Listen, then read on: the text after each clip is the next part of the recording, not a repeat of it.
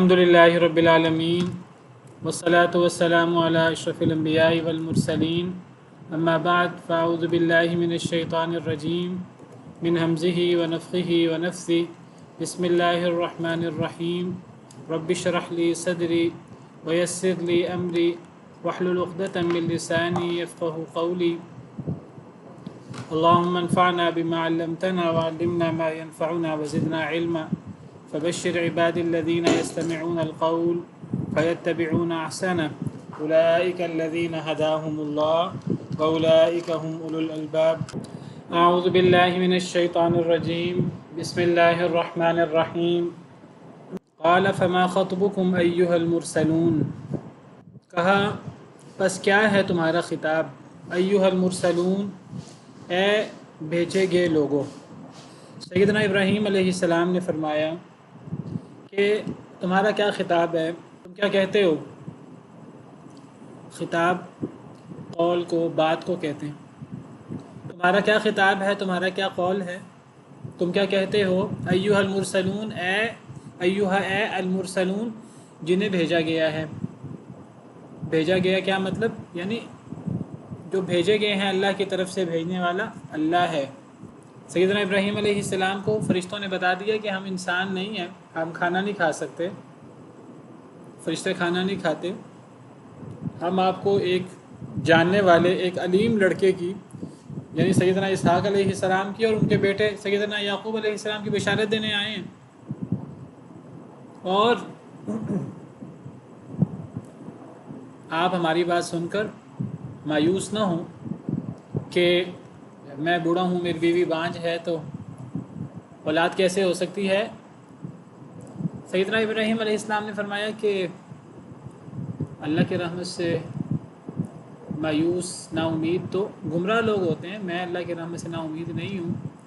سیدنا ابراہیم علیہ السلام نے جو حیرانگی کا اظہار کیا تھا، میں نے کل ذکر کیا کہ وہ ایک وقتی، ایک فوری رسپانس تھا جو سیدنا ابراہیم علیہ السلام نے دیا، اور یہ جو ایک فوری تاثر ہوتا ہے، یہ جو فوری ایک فطری بات ہوتی ہے فوری، تو اس پر کئی دفعہ انسان کا اپنا عمل دخل بھی نہیں ہوتا، اور اس میں انسان جس طرح میں نے ذکر کیا سیدنا موسیٰ علیہ السلام، جب انہوں نے عصا ڈالا تھا تو وہ عصا سانپ بن گیا تھا، تو سیدنا موسیٰ علیہ السلام پیچھے منہ موڑ کر بھاگ نکلے، تو اللہ تعالیٰ نے فرمایا اے موسیٰ کیوں بھاگ رہے ہیں؟ رسول تو بھاگتے نہیں ہیں۔ انی لا یخاف لدی المرسلون، جب اللہ خود فرما رہے ہیں کہ رسول بھاگتے نہیں ہیں تو پھر سیدنا موسیٰ کیوں بھاگے؟ وہ تو بھاگنے سے پہلے رسول بن چکے تھے۔ اصل میں اس کی وجہ یہ ہے کہ یہ ایک فوری ایک رد عمل تھا، ایک فوری بات تھی سیدنا موسیٰ کی، اور یہ جو ایک فوری ایک چیز سرزد ہوتی ہے کئی مرتبہ، تو اس میں انسان کی انٹینشن، انسان کا بعض دفعہ ارادے کا عمل دخل نہیں ہوتا۔ سیدنا موسیٰ علیہ السلام کو جیسے ہی احساس ہوا فوراً واپس پلٹے، اور واقعی ہی جیسے اللہ نے فرمایا نبی رسول ڈرتے نہیں ہیں، اللہ کے علاوہ کسی سے نہیں ڈرتے، اور سیدنا موسیٰ علیہ السلام نبی اور رسول تھے۔ سیدنا ابراہیم علیہ السلام انہوں نے حیرانگی کا اظہار کیا، یہ صرف ایک وقتی اور فوری تاثر تھا، رد عمل تھا، اس میں کوئی باقاعدہ انٹینشن، باقاعدہ نیت شامل نہیں تھی۔ تو میں نے ذکر کیا ایسی چیز اس کا مواخذہ نہیں ہوتا، کیونکہ اس میں باقاعدہ نیت، ارادہ شامل نہیں ہوتا۔ یہ بالکل ایسے کہ جیسے کہ آپ نے ایک واقعہ سنا ہوگا، اللہ تعالیٰ صحیح حدیث ہے جس میں نبی صلی اللہ علیہ وسلم نے فرمایا اللہ کے بارے میں کہ اللہ تعالیٰ جب کوئی بندہ اللہ تعالیٰ سے توبہ کرتا ہے تو اللہ کتنے خوش ہوتے ہیں۔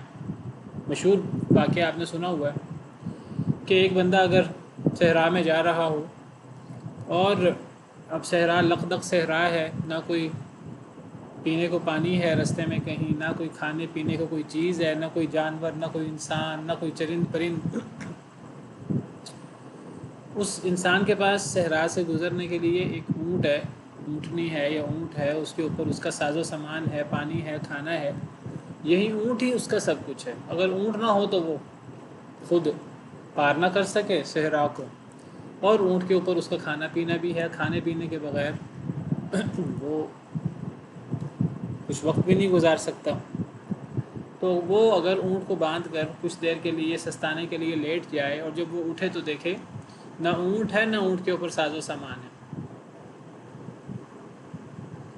اب دنیاوی اعتبار سے اب اونٹ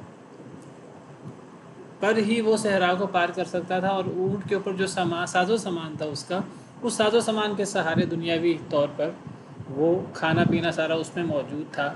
اب نہ اونٹ ہے جس پر وہ صحرا کو پار کر سکے، اونٹ تو صحرا کا جہاز ہوتا ہے، اور پھر اونٹ بڑا سامان اٹھا لیتا ہے، اور اونٹ کے اوپر ساز و سامان، کھانا پینا وہ بھی نہیں ہے، صحرا کے اندر کھائے پیے بغیر کیسے گزارا ہو۔ اب وہ ادھر اونٹ تلاش کرتا ہے، ادھر اونٹ تلاش کرتا ہے، وہ زیادہ تلاش بھی نہیں کر سکتا، جتنا تلاش کرے اتنی تھکاوٹ، اتنی پیاس، اتنی بھوک، مزید گرمی، تو وہ پھر تھک ہار کر درخت کے نیچے بیٹھ کر اب وہ انتظار کر رہا ہے موت کا، ایک لحاظ سے دنیاوی اسباب نہیں ہے، تو اسی حالت میں اس کی آنکھ لگ جاتی ہے، نیند تو کہتے ہیں سولی پر بھی آ جاتی ہے۔ تو جب اس کی آنکھ کھلتی ہے تو وہ دیکھتا ہے کہ اونٹ واپس آ چکا ہے۔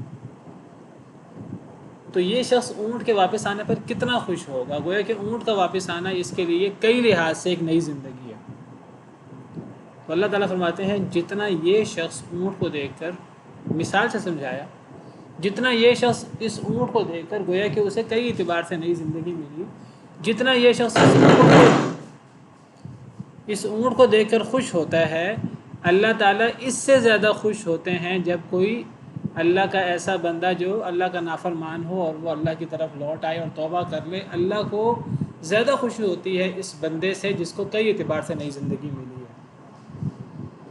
نبی صلی اللہ علیہ وسلم نے حدیث مبارکہ میں فرمایا اللہ اتنے خوش ہوتے ہیں۔ اب وہ بندہ اتنا خوش ہے نئی زندگی پا کر کئی اعتبارات سے، کہ وہ بندہ خوشی میں کیا کہتا ہے اے اللہ تو میرا بندہ میں تیرا رب، یعنی وہ خوشی کے مارے وہ اللہ کا شکریہ ادا کرنا چاہتا ہے، اسے نئی زندگی ملی ہے، تو وہ ہڑبڑا کر خوشی کے مارے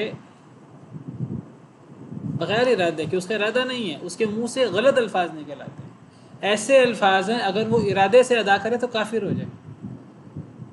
کیا کہتا ہے اے اللہ تو میرا بندہ میں تیرا رب۔ کوئی انسان اللہ کا رب کیسے ہو سکتا ہے، اور اللہ کسی کا بندہ کیسے ہو سکتا ہے، اور ایک مسلمان یہ الفاظ کیسے کہہ سکتا ہے؟ تو یہ الفاظ قابل مواخذہ نہیں ہیں، کیونکہ یہ بغیر ارادے کے ہڑبڑا کر اس کے منہ سے نکلے، تو یہ ایک جو وقتی کیفیت ہوتی ہے یہ قابل مواخذہ نہیں ہوتی، اس پر پکڑ نہیں ہوتی۔ بہرحال سیدنا ابراہیم علیہ السلام نے بھی وقتی طور پر کہا کہ اولاد کیسے ہو سکتی ہے، میں تو بوڑھا ہوں، تم مجھے کیسی بشارت دے رہے ہو، مجھے تو بڑھاپا آ گیا ہے، اس بڑھاپے میں تم مجھے کیا بشارت دے رہے ہو؟ اور یہ اسی طرح کی حیرانگی ہے جس طرح سیدنا زکریا علیہ السلام نے حیرانگی کا اظہار کیا تھا، وہ بھی یہی کیفیت ہے۔ تو بہرحال اب جب سیدنا ابراہیم علیہ السلام کو پتہ نہیں تھا کہ یہ فرشتے ہیں، جب فرشتوں نے بتا دیا ہم فرشتے ہیں، فرشتوں نے بتا دیا ہم کھانا نہیں کھاتے، فرشتوں نے بتا دیا کہ ہم بیٹے اسحاق کی اور پوتے یعقوب کی بشارت لائے ہیں، جب ساری باتیں ہو گئیں تو حضرت ابراہیم علیہ السلام کہنے لگے کہ اور تمہارا کیا خطاب ہے، اور تم کیا کہنا چاہتے ہو اے بھیجے گئے لوگوں، یعنی اے فرشتوں جن کو اللہ نے بھیجا ہے، بس تمہارا کیا خطاب ہے، تم اور کس لیے آئے ہو؟ حضرت ابراہیم علیہ السلام کو ان کے انداز سے پتہ لگ گیا کہ صرف وہ بیٹے کی بشارت دینے نہیں آئے، بیٹے اور پوتے کی کچھ اور بھی وہ بتانا چاہتے ہیں، کچھ اور بھی معاملہ ہے۔ تو سیدنا ابراہیم علیہ السلام ان سے کہنے لگے کہ تمہارا کیا خطاب ہے؟ ان فرشتوں نے شاید کوئی اشارہ کر دیا کہ ان کے کچھ اور مقاصد بھی ہیں، یا باقاعدہ باتوں باتوں میں انہوں نے باقاعدہ بتا دیا سیدنا ابراہیم علیہ السلام کو۔ جیسے سورہ ہود کو پڑھیں اصل میں دیکھیے بہتر طریقہ کار کیا ہے، یہ جو ایک قصہ ہوتا ہے قرآن کریم میں یا احادیث مبارکہ میں، تو صحیح طریقہ کار یہ ہوتا ہے کہ اس کے بارے میں جتنی آیات ہیں احادیث اکٹھا کر لیا جائے تو کئی باتیں کلیئر ہو جاتی ہیں۔ اب یہاں ایک اشکال پیدا ہو سکتا ہے، سیدنا ابراہیم علیہ السلام کو کیسے پتہ لگا کہ وہ فرشتے کوئی اور میسیج بھی لائیں؟ کیا سیدنا ابراہیم علیہ السلام کو علم الغیب تھا؟ جو لوگ نبیوں ولیوں اور پیروں فقیروں کے لیے علم غیب ثابت کرتے ہیں وہ تو کہیں گے کہ دیکھو جی اسے ثابت ہوا سیدنا ابراہیم علیہ السلام کے پاس علم غیب تھا۔ نہیں، اللہ تعالیٰ نے فرشتوں سے کہا کہ میں خلیفہ بنانے والا ہوں زمین میں، تو فرشتوں نے کہا کہ وہ خون بہائے گا، تو کئی لوگ یہاں سے علم الغیب ثابت کرتے ہیں، دیکھو جی فرشتوں کے پاس علم غیب تھا۔ حالانکہ جب اللہ تعالیٰ نے فرشتوں کو کہا کہ میں زمین میں انسان ایک بطور خلیفہ پیدا کرنے والا ہوں، تو اللہ نے انسان کی صفات بھی بیان کی کہ اس وقت اختیار ہوگا، وہ نیکی بھی کرنے والا ہوگا، گناہ بھی کرنے والا ہوگا۔ تو تب فرشتوں نے آگے سے اپنے بعض اشکالات کا اظہار کیا، وہ اللہ پر اعتراض نہیں تھا، چونکہ اللہ نے فرشتوں کو اجازت دی تھی کہ وہ اپنے کمنٹس دیں، اپنا تبصرہ کریں، تو فرشتوں نے اپنا تبصرہ کیا۔ تو گویا کہ فرشتوں کو علم غیب نہیں تھا، اللہ نے فرشتوں کو انسان کی صفات بھی بتا دی تھی۔ اگر علم غیب ہوتا تو پھر جب فرشتوں نے کہا کہ ہم تو زیادہ تسبیح کرتے ہیں، انسان تو ہم سے کم تسبیح کرے گا اور ساتھ خون بھی بہائے گا، قتل و غارت بھی کرے گا، تو ہم انسان سے زیادہ بہتر نہیں ہیں؟ تو اللہ نے فرمایا تھا جو میں جانتا ہوں وہ تم نہیں جانتے۔ قال انی اعلم ما لا تعلمون، اللہ نے یہ کیوں فرمایا کہ فرشتے علم غیب جانتے تھے؟ تو اس کا مطلب ہے فرشتوں کو بہت سی باتوں کا نہیں پتہ۔ اللہ نے فرمایا جو میں جانتا ہوں وہ تم نہیں جانتے۔ علم الغیب کا حامل وہ ہوتا ہے جو ہر بات جانتا ہوتا ہے۔ پھر اللہ نے سیدنا آدم علیہ السلام کے فرشتوں پر فضیلت ثابت کرنے کے لیے وہ کچھ نام سکھائے، اور پھر فرشتوں سے کہا تم مجھے ان چیزوں کے نام بتاؤ، تو فرشتے پہلے سمجھ گئے تھے کہ ہم نے بات صحیح نہیں کہی، ہمارا تبصرہ صحیح نہیں ہے، تو کہنے لگے اے اللہ ہمارے پاس تو وہی علم ہے جو آپ نے ہمیں سکھایا ہے، ہمارے پاس اس کا علم نہیں ہے، آپ نے ہمیں چیزوں کے نام نہیں سکھائے۔ اللہ نے سیدنا آدم علیہ السلام سے فرمایا آپ ان کو ان چیزوں کے نام بتائیں۔ جب حضرت آدم علیہ السلام نے نام بتائے تو اللہ نے کیا فرمایا؟ قرآن کہتا ہے تب اللہ نے فرمایا الم اقل لکم انی اعلم غیب السماوات والارض، اے فرشتوں کیا میں نے تمہیں نہیں کہا تھا کہ میں ہی ہوں جو زمین و آسمان کا غیب جانتا ہوں؟ کیا مطلب؟ یعنی میں اللہ وحدہ لا شریک ہی ہوں آسمانوں میں اور زمین میں، جو زمین و آسمان کا غیب جانتا ہوں، میرے علاوہ کوئی زمین و آسمان کا غیب نہیں جانتا، نہ تم نہ کوئی اور مخلوق، صرف میں ہی ہوں جو زمین و آسمان کا غیب جانتا ہوں۔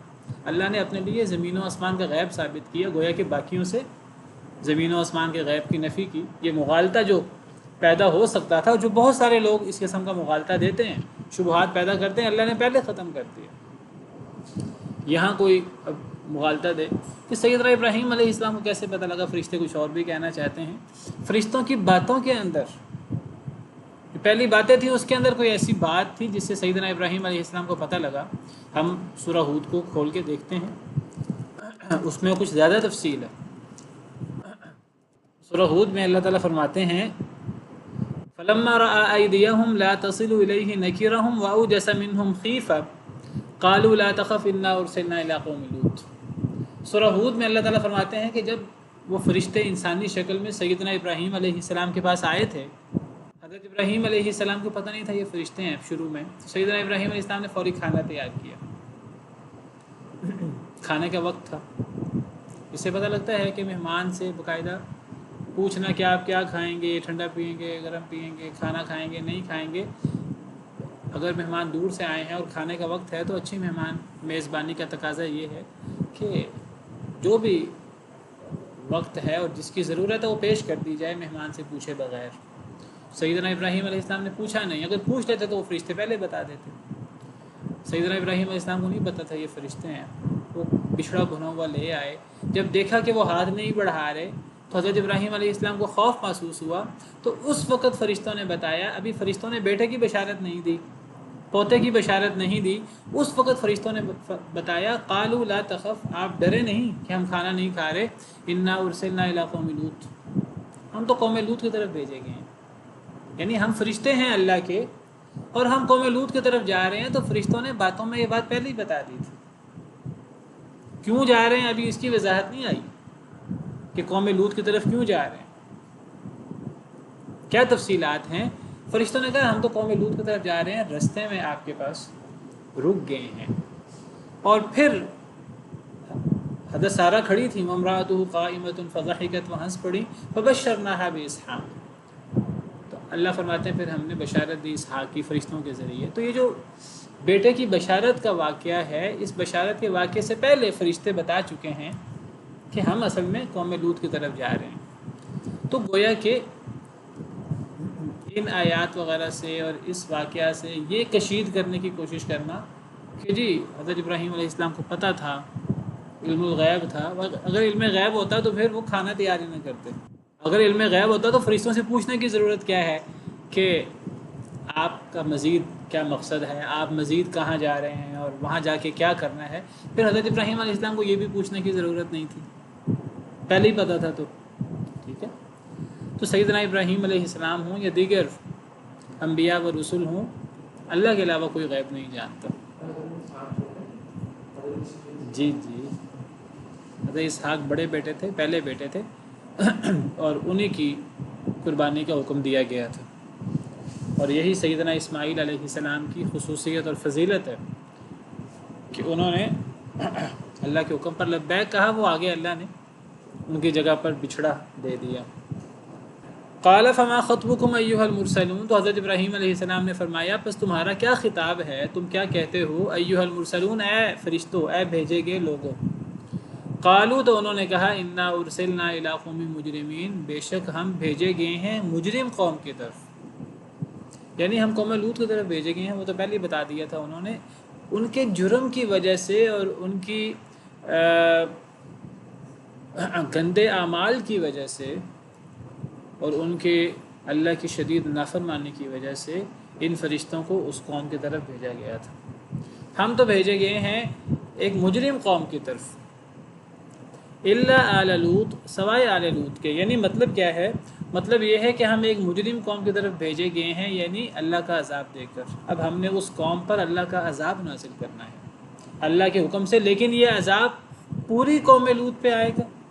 قوم لوط یعنی حضرت لوط اور ان کی قوم، یہ ان کی طرف فرشتے بھیجے گئے۔ تو کہا ہم مجرم قوم کی طرف بھیجے گئے ہیں، یعنی جن پر اللہ کا عذاب آئے گا، لیکن وہ اللہ کا عذاب آل لوط پر نہیں آئے گا۔ یعنی لوط علیہ السلام تو خود اللہ کے نبی ہیں، ان پر کیسے عذاب آ سکتا ہے؟ اور جو آل لوط ہے، جو لوط علیہ السلام کی آل ہے، اس پر بھی عذاب نہیں آئے گا۔ آل سے مراد دیکھیں، ایک لفظ ہوتا ہے اہل اور ایک لفظ ہوتا ہے آل۔ اہل اہل بیت اور آل والے، ساتھی، لشکر، آل اولاد اردو میں کہا جاتا ہے۔ تو اہل خاندان کے لیے بولا جاتا ہے، آل بھی خاندان کے لیے بولا جاتا ہے۔ اہل کا اطلاق اہل بیت، اہل و عیال خاندان والوں پر ہوتا ہے، اور آل کا اطلاق بھی خاندان والوں پر ہوتا ہے، جیسے آل محمد کہا جاتا ہے، جیسے آل ابراہیم کہا جاتا ہے۔ اللہم صلی علی محمد وعلی آل محمد، اے اللہ تعالیٰ نبی صلی اللہ علیہ وسلم پر درود بھیجو، نبی صلی اللہ علیہ وسلم کے آل پر، جیسے آپ نے درود بھیجا ابراہیم اور ان کی آل پر علیہم السلام اجمعین۔ تو اہل کی طرح آل کا مطلب بھی خاندان، لیکن قرآن کریم میں آل فرعون بھی ہے، آل فرعون، وحاق بآل فرعون سوء العذاب قرآن میں ہے، آل فرعون کو عذاب نے گھیر لیا۔ اب یہاں آل فرعون سے مراد کیا؟ فرعون کا خاندان مراد ہے؟ صرف فرعون کا خاندان بھی مراد ہے، اور فرعون کہ وہ ساتھی بھی مراد ہیں جو فرعون کے طور طریقے پر تھے۔ اس سے پتہ لگا کہ آل کے اندر خاندان بھی مراد ہو سکتا ہے، اور وہ لوگ بھی مراد ہو سکتے ہیں جو فرعون کے لشکری تھے لیکن فرعون کے طور طریقے پر تھے، اور خاندان سے مراد بھی اگر فرعون کا خاندان مراد ہو آل فرعون سے، تو خاندان سے مراد بھی، آل اولاد سے مراد بھی وہ ہوگی جو فرعون کے طور طریقے پر ہو۔ جو فرعون کے طور طریقے پر نہ ہو وہ فرعون کی آل نہیں ہو سکتی۔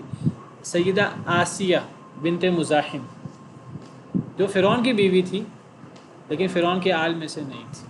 اسی طرح اہل کا اطلاق بھی خاندان پر ہوتا ہے، گھر والوں پر، بیوی بچوں پر، دیگر رشتہ داروں پر، لیکن اس میں بھی وہی لوگ شامل ہوتے ہیں جو اس گھر والے کے طور طریقے پر ہوں۔ جیسے سیدنا نوح علیہ السلام کے بیٹے کو ان کے اہل سے نکال دیا گیا، وہ ان کا اہل نہیں ہے، وہ اہل بیت نہیں ہے۔ قال یا نوح انہ لیس من اہلک انہ عمل غیر صالح، آپ تو نبی ہیں اللہ کے، تو اس کے عمل اچھے نہیں ہیں، یہ آپ کے اہل میں سے کیسے ہو سکتا ہے؟ نبی صلی اللہ علیہ وسلم کے اہل بیت میں ابو طالب، ابو لہب نہیں ہیں، کیونکہ وہ نبی صلی اللہ علیہ وسلم کی ملت پر اور آپ کے طور طریقے پر نہیں تھے، وہ کفر پہ فوت ہوئے۔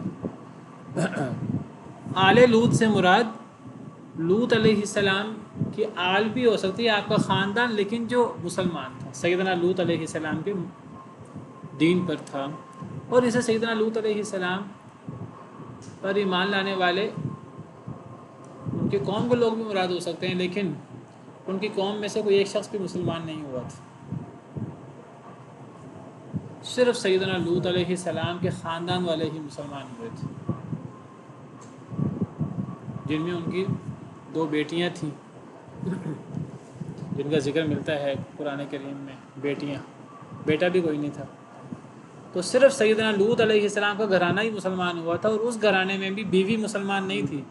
آگے الا امرأتہ بھی آ رہا ہے، سوائے ان کی بیوی کے، یعنی وہ بھی سیدنا لوط علیہ السلام کی آل میں شامل نہیں تھی۔ تو اللہ تعالیٰ نے فرشتوں کو تمام مجرم قوم کی طرف بھیجا، قوم لوط کی طرف، سوائے آل لوط کے، سوائے لوط علیہ السلام اور ان کے گھر والوں کے۔ اور میں کہہ رہا ہوں کہ قوم میں سے کوئی مسلمان نہیں ہوا تھا۔ اس بات کی کیا دلیل ہے؟ اس بات کی دلیل 27ویں پارے کے شروع میں سورہ ذاریات میں وہاں بھی یہ واقعہ ہے، تو وہاں اللہ تعالیٰ فرماتے ہیں حضرت لوط علیہ السلام کے گھر والوں کے بارے میں، یہ قوم لوط کی بات ہو رہی ہے۔ قال فما خطبكم ایھا المرسلون قالوا انا ارسلنا الى قوم مجرمین، حضرت ابراہیم نے پوچھا کہ اے بھیجے گئے فرشتوں، تمہارا کیا خطاب ہے؟ تو انہوں نے کہا ہم تو مجرم قوم کی طرف بھیجے گئے، یعنی قوم لوط کی طرف۔ لنرسل علیہم حجارۃ من طین، تاکہ ہم ان پر طین کے، گیلی مٹی کے پتھر برسائیں، مصومۃ عند ربک للمسرفین، جو آپ کے رب کے ہاں نشان زدہ ہیں، ہر پتھر پر جس پر وہ پتھر گرنا ہے اس کا نام کندہ ہے، نام لکھا ہوا ہے، نشان زدہ پتھر ہیں آپ کے رب کے ہاں، اور یہ مسرفین، زیادتی کرنے والوں کے لیے یہ پتھر، یہ عذاب ہے۔ فاخرجنا من کان فیہا من المؤمنین، اللہ فرماتے ہیں عذاب آنے سے پہلے ہم نے اس میں جتنے بھی مومن تھے ہم نے وہ نکال دیے۔ فما وجدنا فیہا غیر بیت من المسلمین، لیکن اللہ فرماتے ہیں ہم نے وہاں ایک گھر کے علاوہ کوئی مسلمان پایا ہی نہیں۔ غیر بیت، بیت ایک گھر واحد ہے، تو مسلمانوں میں سے ایک گھر کے علاوہ کوئی گھر پایا ہی نہیں مسلمانوں میں سے۔ تو وہ ایک گھر کون سا تھا جو مسلمان تھا؟ سیدنا لوط علیہ السلام، ایک ہی گھر مسلمان تھا، حضرت لوط اور ان کی آل، اور ان میں سے بھی بیوی مستثنا ہے، وہ کافر تھی۔ اللہ تعالیٰ فرماتے ہیں کہ فرشتوں نے کہا کہ ہم تو بھیجے گئے ہیں مجرم قوم کی طرف، الا آل لوط، سوائے آل لوط کے، ہم نے مجرم قوم پر عذاب برسانا ہے، آل لوط پر وہ عذاب نہیں برسے گا۔ انا لمنجوہم اجمعین، بے شک ہم، فرشتے کہہ رہے ہیں بے شک ہم، لمنجوہم، البتہ نجات دیں گے ان کو، اجمعین سب کو، اللہ کے حکم سے ہم سب کو نجات دے دیں گے، آل لوط میں سب کو نجات دے دیں گے، الا امرأتہ، سوائے ان کی بیوی کے۔ یعنی اب 2 استثناء ہو گئے ہیں، ایک تو قوم لوط پر ہم عذاب دینے کے لیے آئے ہیں، فرشتوں نے کہا سوائے آل لوط کے، آل لوط پر عذاب نہیں آئے گا، ہم آل لوط سب کو نجات دے دیں گے سوائے ان کی بیوی کے۔ اب استثناء در استثناء ہو گیا۔ پوری قوم لوط میں آل لوط کا استثناء ہو گیا، اور آل لوط میں سے بیوی کا استثناء ہو گیا، وہ دوبارہ مجرم قوم کی طرف لوٹ گئی۔ تو گویا کہ اب عذاب کس پر آئے گا؟ مجرم قوم جمع حضرت لوط کی بیوی، اس پر عذاب آئے گا بدترین ولیعذ باللہ، اور اس عذاب سے آل لوط بیوی کے علاوہ باقی وہ نجات پا جائیں گے اللہ کے حکم سے، کیونکہ وہ نیک ہوں گے۔ تو دیکھیے نیکی کتنا فائدہ دیتی ہے انسان کو اللہ کے حکم سے، اور دیکھیے گناہ کتنا منحوس ہوتا ہے کہ اس کی وجہ سے انسان اللہ کے عذاب، اللہ کی ناراضگی کا شکار ہوتا ہے۔ ہاں جی بیٹا شادی وغیرہ تو پہلے ہوئی ہوگی نا، نبی بننے سے پہلے۔ پتھر نشان زدہ تھے، نشان زدہ پتھر کا مطلب ہے کہ ہر پتھر کے اوپر جس پر اس پتھر نے برسنا تھا اس کا نام لکھا ہوا تھا۔ بس بیٹا یہ بتانے کے لیے کہ اللہ تعالیٰ نے کتنا سخت ان پر عذاب بھیجا، اور اللہ تعالیٰ کتنے طاقتور اور کتنے علم والے ہیں، اور کہ ہر پتھر پر جس کا نام تھا وہ پتھر اسی پر گرا، کسی اور پر نہیں گرا۔ تو اس سے اللہ تعالیٰ کی کارگزاری اور اللہ کی عظیم قدرت ثابت ہوتی ہے۔ تو اللہ فرماتے ہیں الا امرأتہ، یعنی پوری آل لوط وہ نجات پا جائے گی، وہ تھوڑے سے لوگ تھے ایک گھر والے، ہم سب کو نجات دے دیں گے سوائے اس کی بیوی کے، حضرت لوط کی بیوی۔ قدرنا انہا لمن الغابرین، ہم نے مقدر کر دیا کہ بے شک وہ البتہ پیچھے رہ جانے والوں میں سے ہے۔ انہا لمن الغابرین، وہ پیچھے رہ جانے والوں میں سے ہے، یعنی گویا کہ اللہ فرماتے ہیں کہ ہم نے حضرت لوط کی بیوی کے بارے میں یہ مقدر کر دیا تھا، پہلے سے ہی اللہ نے لکھ دیا تھا کہ وہ ایمان نہیں لائے گی، وہ ایمان لانے میں پیچھے رہ جائے گی۔ یا حضرت لوط علیہ السلام کی قوم پر جب اللہ کا عذاب آیا، جب کسی قوم پر عذاب آتا ہے تو اللہ تعالیٰ کی سنت کیا ہے؟ اللہ نبی کو اور ایمان والوں کو، نبی کی آل کو، نبی پر ایمان لانے والوں کو اللہ تعالیٰ نکال دیتے ہیں وہاں سے۔ تو وہ جو حضرت لوط علیہ السلام اور ان کی آل نکلی تو ان کی بیوی پیچھے رہ گئی عذاب کا شکار ہونے والوں میں، یا پیچھے رہ جانے والوں سے مراد ہے کہ وہ ایمان نہیں لائی، وہ ایمان لانے کے مقابلے میں باقی قوم کی طرح پیچھے رہ گئی۔ قدرنا انہا لمن الغابرین، ہم نے اندازہ لگایا، ہم نے مقدر کر دیا اس کے بارے میں۔ اللہ فرما رہے ہیں انہا لمن الغابرین، کہ بے شک وہ البتہ پیچھے رہ جانے والوں میں سے۔ اب پھر وہی مشہور سوال، اگر اللہ نے مقدر کر دیا کہ وہ پیچھے رہ جائے گی تو پھر اس پر عذاب کیوں آیا؟ اس کا وہی جواب دیں گے جو ہمیشہ ہم جواب دیتے ہیں کہ اللہ نے مقدر کر دیا، ایک تو یہ تقدیر ہے، اللہ نے لکھ دیا، اپنے علم سے لکھ دیا لوح محفوظ میں، اس عورت کی تقدیر میں لکھ دیا کہ پیچھے رہ جائے گی، وہ ایمان نہیں لائے گی، تو یہ اللہ کا علم ہے، اللہ نے مجبور تو نہیں کیا اس کو۔ یا ہم کہیں گے اللہ کا علم ہو تو یہ تو پھر یعنی گویا کہ وہ عورت اپنے قصور کی وجہ سے پیچھے رہی، اپنے کفر کی وجہ سے پیچھے رہی، یا پھر ویسے تقدیر صرف اللہ کا علم نہیں ہوتا، تقدیر اللہ کا فیصلہ بھی ہوتا ہے، یہ بات یاد رکھیے۔ بعض لوگ کہتے ہیں تقدیر صرف اللہ کا علم ہے، تقدیر صرف علم نہیں ہے اللہ کا، تقدیر اللہ کا فیصلہ بھی ہے، اللہ کی کارگزاری بھی ہے۔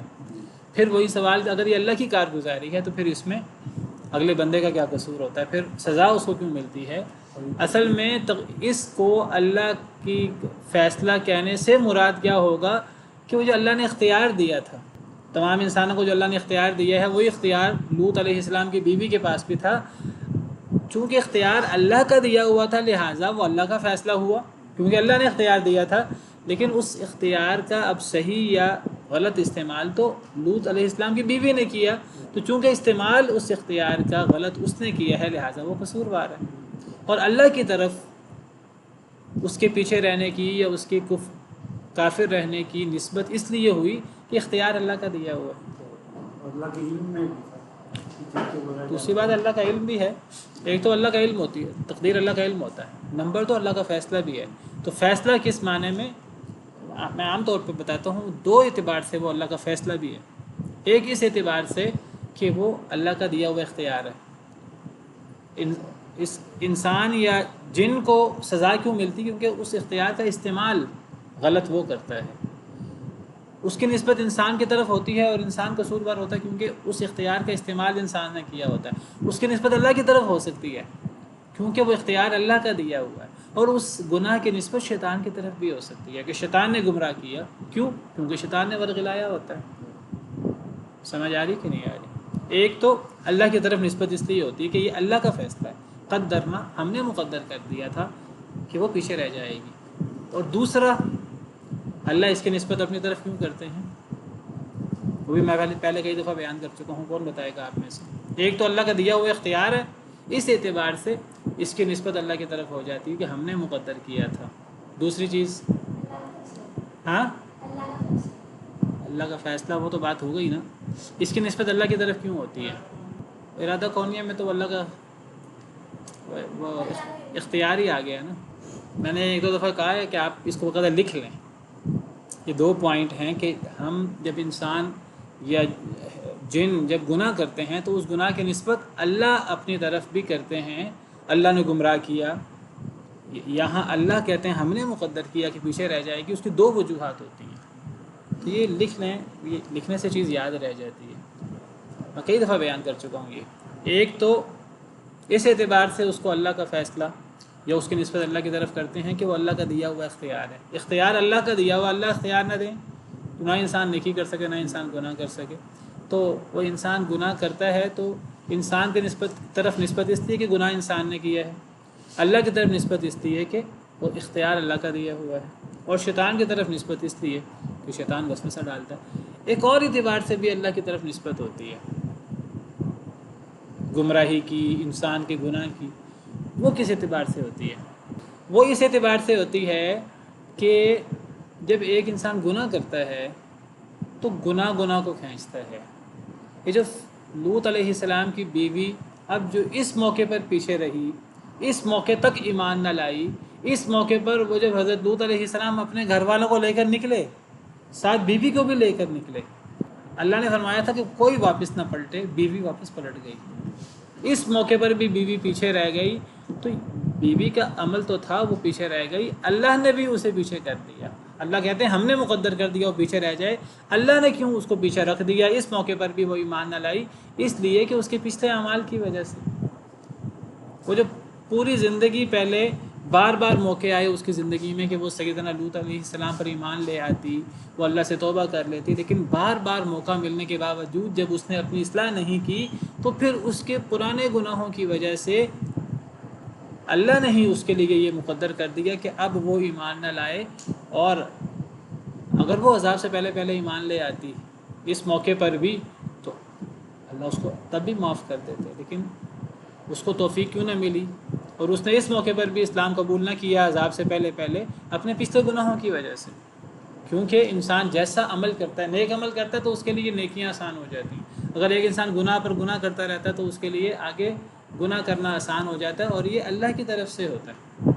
جیسے قرآن میں آتا ہے نولی ما تولی، انسان جہاں پھرنا چاہتا ہے ہم انسان کو وہیں پھیر دیتے ہیں۔ یا جو انسان نیکی کرتا ہے اس کے بارے میں سورہ لیل میں ہے فَسَنُيَسِّرُهُ لِلْيُسْرَىٰ، ہم اس کے لیے نیکی کا رستہ آسان کر دیتے ہیں، اور جو انسان بخل کرتا ہے اور فلاں گناہ کرتا ہے فَسَنُيَسِّرُهُ لِلْعُسْرَىٰ، ہم اس کے لیے کفر کا رستہ، گناہ کا رستہ آسان کر دیتے ہیں۔ تو میں نے ذکر کیا کہ جب انسان کفر کرتا ہے، گناہ کرتا ہے، گمراہ ہوتا ہے تو اللہ تعالیٰ اس کی نسبت انسان کی طرف بھی کرتے ہیں، اور اسی وجہ سے انسان کو سزا ملتی ہے، اور اللہ اس کی نسبت اپنی طرف بھی کرتے ہیں۔ قرآن کریم میں کئی جگہ پر اللہ نے اس کی نسبت اپنی طرف کی ہے، جیسے یہاں اللہ نے حضرت لوط کی بیوی کے بارے میں فرمایا کہ ہم نے مقدر کر دیا کہ وہ پیچھے رہ گئی۔ تو اس کی دو وجوہات ہوتی ہیں، اور وجوہات بھی ہو سکتی ہیں جو مجھے سمجھ آتی ہیں۔ ایک وجہ یہ کہ ایک تو چونکہ وہ اللہ کے دیے ہوئے اختیار کی وجہ سے وہ مکلف اس کو اختیار کرتا ہے، اس اعتبار سے اس غلط اختیار جو مکلف غلط اختیار کرتا ہے اس کی نسبت اللہ کی طرف بھی ہو جاتی ہے کیونکہ اختیار اللہ نے دیا۔ اور دوسری وجہ یہ ہو سکتی ہے کہ چونکہ وہ شخص انسان یا جن پہلے بھی غلط کام کر رہا ہوتا ہے تو اللہ تعالیٰ اس کی پچھلی غلطیوں اور گناہوں کی وجہ سے آگے اس کو مزید گناہوں کی طرف اس کی اللہ تعالیٰ رہنمائی کرتے ہیں اور اس کو مزید گناہوں کی طرف پھیر دیتے ہیں۔ جیسے قرآن کریم میں اللہ فرماتے ہیں وَنُقَلِّبُ أَفْئِدَتَهُمْ وَأَبْصَارَهُمْ كَمَا لَمْ يُؤْمِنُوا بِهِ أَوَّلَ مَرَّةٍ، چونکہ وہ پہلی دفعہ ایمان نہیں لائے لہٰذا ہم نے ان کے دلوں اور ان کی آنکھوں کو ہم نے پھیر دیا. جیسے ختم اللہ علی قلوبہم، کچھ لوگ ہیں اللہ ان کے دلوں پر مہر لگا دیتے ہیں. کیوں؟ کیونکہ ان کے پچھلے گناہوں کی وجہ سے. سوال ہے آن لائن، ایک ہمارے اسٹوڈنٹ ہیں نعمان صاحب، ان کا ایک سوال ہے کہ اللہ اسے ہدایت کو تو دے سکتے تھے، اللہ نے اسے ہدایت کیوں نہیں دی؟ کیا جواب ہے اس کا؟ استاد اس کا جواب وہ آیت کی ہے اللہ جہاں پر وہ کرنا چاہتا ہے اللہ تعالیٰ اس کو فیور میں وہ خود ہی نہیں چاہتا. ہاں جو اختیار اللہ تعالیٰ. ہاں جی، یہی اس کا جواب ہے. اس کا جواب بڑا آسان ہے، السلام مالک نے بھی یہی جواب دیا ہے. اس کا جواب یہی ہے کہ ہدایت اسے ملتی ہے جو ہدایت حاصل کرنا چاہتا ہے. دیکھیں ایک شخص ہدایت حاصل کرنا چاہتا ہے لیکن اسے موقع نہیں مل رہا. وہ ہدایت حاصل کرنا چاہتا ہے، وہ دین سیکھنا چاہتا ہے، دین سیکھنے کا موقع نہیں ہے، اس کے پاس علم نہیں ہے، موقع نہیں ہے. وہ چاہتا ہے ایسے شخص کو تو ہدایت مل سکتی ہے، اللہ اس کو موقع بنا دے. لیکن ایک شخص کے پاس سینکڑوں موقع ملے ہدایت، وہ ہدایت حاصل نہیں کرنا چاہتا. اب ہم کہیں کہ اللہ تعالیٰ اسے ہدایت دے دیتا، تو پھر میں سوال کرتا ہوں کہ پھر یہ مہربانی صرف حضرت لوط کی بیوی کے ساتھ ہی کیوں ہونی چاہیے تھی کہ اسے اللہ ہدایت دے دیتا؟ پھر فرعون کو بھی اللہ ہدایت دے دیتا. جب فرعون نے تو باقاعدہ کلمہ بھی پڑھ لیا تھا مرتے وقت، تو اللہ اسے بھی ہدایت دے دیتا. پھر فرعون سے آگے بڑھ کر شیطان کو بھی اللہ ہدایت دے دیتے، اللہ شیطان کو ہدایت دے دے. شیطان بھی تو جب کسی کو سجدہ کرتے دیکھتا ہے تو حدیث مبارکہ میں آتا ہے کہ شیطان روتا ہے کہ مجھے اللہ نے سجدے کا حکم دیا تو میں نے سجدہ نہیں کیا اور میرے لیے آ گیا، اور اس اپنے بندے کو اللہ نے سجدہ کا حکم دیا اور یہ سجدہ کرتا ہے اور اس کے لیے جنت ہے، تو میں نے کیوں سجدے سے انکار کیا؟ تو اللہ شیطان کو بھی ہدایت دے دے. تو وہی بات ہے کہ ہدایت اس کو ملتی ہے جو ہدایت کا طالب ہوتا ہے. اگر اللہ ایک شخص ہدایت کا طالب ہی نہیں ہے، اللہ اسے ہدایت دے دے تو سارا جو اللہ کا بنایا ہوا سسٹم ہے اس پر الزام آتا ہے، ایک اعتراض آتا ہے. کیا اللہ نے جو اختیار دیا ہے، پھر اللہ نے اختیار تو پھر ختم ہو گیا نا، امتحان بھی ختم ہو گیا. اگر ایک شخص کے ہر قسم کے گناہوں کے باوجود اور اللہ کے ساتھ وہ مقابلہ کر رہا ہے اور وہ سرکشی کر رہا ہے، طغیان نہیں کر رہا ہے اور وہ ہدایت حاصل نہیں کرنا چاہتا، اللہ پھر بھی بدو بدی اس کو ہدایت دے دیں. جیسے بعض ہم لوگوں میں سے کسی کے دل میں آتا ہے کہ اللہ ہدایت دے دیتا ابو جہل کو، ابو طالب کو. بھئی وہ چاہتے ہی نہیں تھے تو اللہ کیسے ہدایت دے دے؟ اگر اللہ ہدایت دے دے پھر اللہ کا اصول ٹوٹ جاتا ہے اختیار والا. تو اللہ تعالیٰ عدل کرنے والے ہیں اور اللہ انصاف کرنے والے ہیں، اور جب اللہ نے اختیار دیا ہے تو اس اختیار کا مطلب یہ ہے جو ہدایت چاہے گا اسے ہدایت ملے گی، اور جو چاہے گا اسے لازماً ملے گی. یہ بات بھی یاد رکھیے. ایک بندہ ہدایت چاہتا ہو، حالات نہ ہوں، اللہ کے لیے کوئی مشکل نہیں ہے. اللہ اس کے لیے کسی طرح حالات پیدا کر دیں گے. نجاشی ہے، وہ کیسے اس کو ہدایت مل گئی؟ اکیلا ہے، اتنا دور ہے. سیدنا سلمان فارسی کہاں کہاں سے بھٹکتے بھٹکتے مدینے پہنچ گئے اور نبی صلی اللہ علیہ وسلم کے جلیل القدر صحابی بنے. سیدنا بلال حبشی، حبشہ کے، حضرت زید بن حارثہ. تو جو ہدایت چاہتا ہے اسے ہدایت ملتی ہے، جو ہدایت نہیں چاہتا اسے نہیں ملتی. اللہ ضرور ہدایت دیتے اگر یہ ہدایت چاہتی ہوتی، تو چاہتی نہیں تھی تو اللہ نے ہدایت نہیں دی. تو ہم نے مقدر کر دیا کہ وہ پیچھے رہ جائے، اور پیچھے رہ جانے والوں میں سے وہ ہو گئی. فلما جاء آل لوط المرسلون، پس جب آئے لوط. اب یہ ساری باتیں جو پیچھے ہم پڑھ رہے ہیں یہ سیدنا ابراہیم علیہ السلام کے پاس ہو رہی ہیں. اب یہ جو فرشتے ہیں یہ لوط علیہ السلام کے پاس پہنچ گئے ہیں باقاعدہ عملاً. پہلے تو وہ خبر دے دیتے حضرت ابراہیم علیہ السلام کو کہ ایک تو ہم آپ کو بیٹے کی بشارت دینے آئے ہیں، ہم فرشتے ہیں کھانا نہیں کھا سکتے، ہم آپ کو بیٹے کی بشارت دینے آئے ہیں اور ہم قوم لوط کی طرف جا رہے ہیں. اب فلما جاء، پس جب آ گئے آل لوط علیہ السلام کے آل کے پاس، یعنی لوط علیہ السلام اور ان کے گھر والوں کے پاس آ گئے المرسلون، بھیجے گئے فرشتے. اب فرشتے حضرت لوط علیہ السلام کے گھر پہنچ کے، اور فرشتے وہی انسانی شکل میں ہیں، خوبصورت لڑکوں کی شکل میں، جس کی وجہ سے سیدنا ابراہیم علیہ السلام نے انہیں نہیں پہچانا تھا. قال انکم قوم منکرون، کہا کس نے؟ لوط علیہ السلام نے۔ انکم قوم منکرون، بے شک تم ایسی قوم ہو جو منکر ہے، یعنی اجنبی قوم ہو، یعنی میں تمہیں نہیں جانتا۔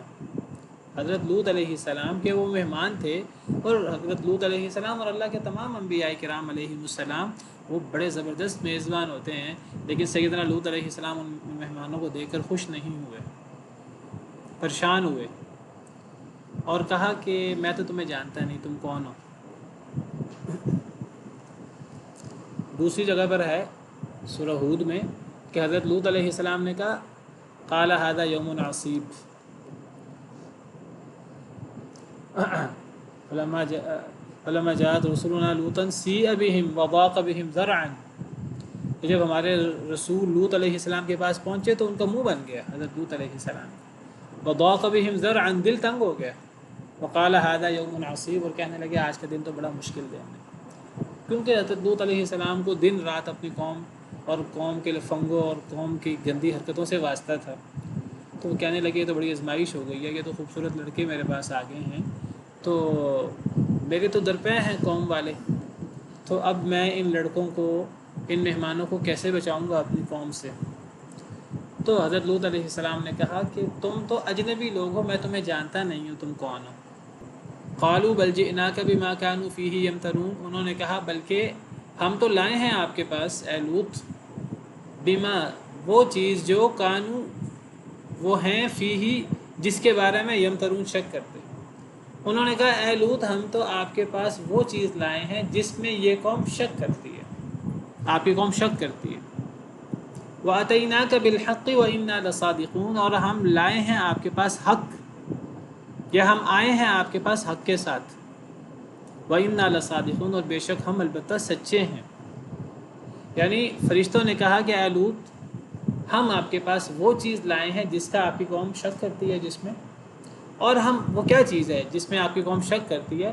وہ حق ہے جو ہم آپ کے پاس لائے ہیں، اور آپ کی قوم اس میں شک کرتی ہے، آپ کو شک نہیں ہے اس میں، آپ پر ایمان والوں کو اس میں شک نہیں ہے، وہ ہے یقین، ہے بالکل حق چیز، ہم سچ بول رہے ہیں کہ ہم حق لائے ہیں اور وہ حق چیز ہے، لیکن آپ کی قوم اس پہ شک کرتی ہے۔ یعنی کیا مراد ہے یہاں حق سے؟ ہم آپ کے پاس حق لائے ہیں، اور کیا مراد ہے کہ ہم آپ کے پاس وہ چیز لائے ہیں کہ جس پر آپ کی قوم شک کرتی ہے؟ اس سے مراد اللہ کا عذاب ہے۔ انہوں نے کہا ہم آپ کے پاس اللہ کا عذاب لائے ہیں، آپ کے پاس آپ کی قوم کے لیے اللہ کا عذاب لائے ہیں، ہم اللہ کا عذاب لے کر آئے ہیں، اور یہ بالکل حق ہے، اور ہم اس بات میں حق میں سچ بول رہے ہیں۔ سیدنا لوط علیہ السلام کب سے اللہ سے مدد مانگ رہے تھے؟ اللہ کے فیصلے ہوتے ہیں جب اللہ کی مدد آنی ہوتی ہے۔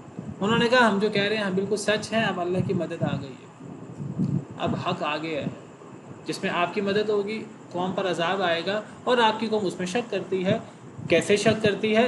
حضرت لوط علیہ السلام اپنی قوم کو اللہ کے عذاب سے ڈراتے رہتے تھے، جس طرح دیگر انبیاء کرام علیہ السلام اپنی قوموں کو اللہ کے عذاب سے ڈراتے تھے، اور قوم والے ہمیشہ مذاق اڑاتے ہیں نبیوں کی ڈراووں سے، اور نبیوں کو ڈرانا حق ہوتا ہے، لیکن نبیوں کو پتہ نہیں ہوتا کہ وہ عذاب کب آئے گا، لیکن قوم والے ہمیشہ آگے سے مذاق کرتے ہیں۔